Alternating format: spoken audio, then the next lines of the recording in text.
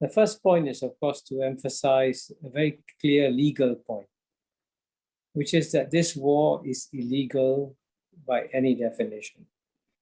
So the first point is very clear. The war is illegal under international law. The second point, of course, is that, as you have seen in all the testimonies we've heard so far, in the videos, in the statements by Olena, statements by Katrina, the people who are suffering the most are the Ukrainian people.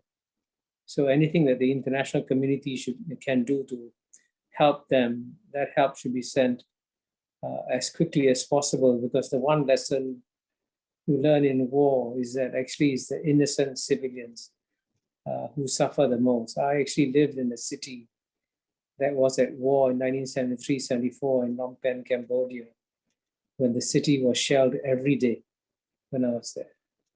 And you could see lots of innocent people dying from the shelling. And you go to a marketplace and you see,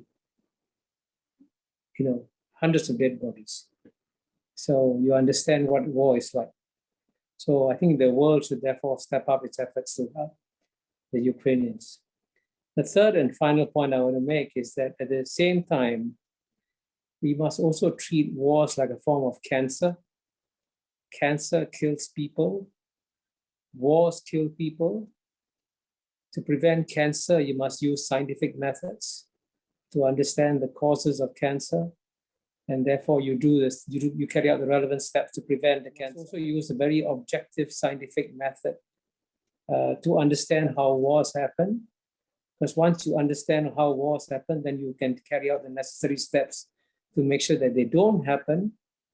And that's precisely why I can tell you I've launched the Asian Peace Program at the National University of Singapore, because the one region of the world that is actually much more vulnerable to wars than Europe is Asia, because the biggest shifts of geopolitical power are taking place in Asia, actually not in Europe.